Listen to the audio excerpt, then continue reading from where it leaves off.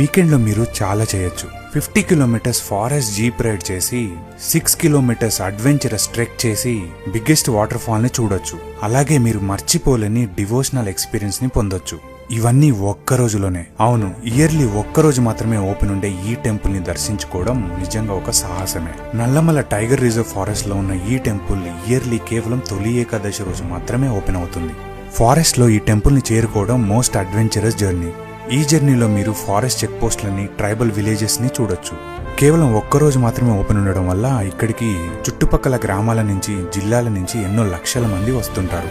ఇదే శ్రీ పాలంక వీరభద్రేశ్వర స్వామి ఆలయం.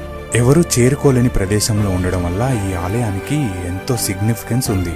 శ్రీకృష్ణదేవరాయల సమయంలో ఇక్కడున్న గుహలో ఈ స్వామిని ప్రతిష్ఠించారని, అలాగే ఇది శ్రీశైల మార్గంలో ఉండడం వల్ల ఒకప్పుడు ఇక్కడ వజ్రాలు దాచారని, దానికోసం ఇక్కడ ఎన్నో తవ్వకాలు కూడా జరిగాయి. ఇదంతా ఒక ఎత్తైతే ఈ స్వామి ఇక్కడున్న ఎంతో మందికి కులదైవంగా ఉన్నాడు. పిల్లలు లేని వాళ్ళు ఈ గుడికి కాలినడకన వచ్చి ఈ గుహ నుంచి పడే నీటి బొట్టు కింద దోసిలి పడితే వాళ్ళు కోరుకున్న కోరిక నెరవేరుతుందని, అలాగే పుట్టిన పిల్లలకి స్వామివారి పేరు పెట్టుకుంటారు.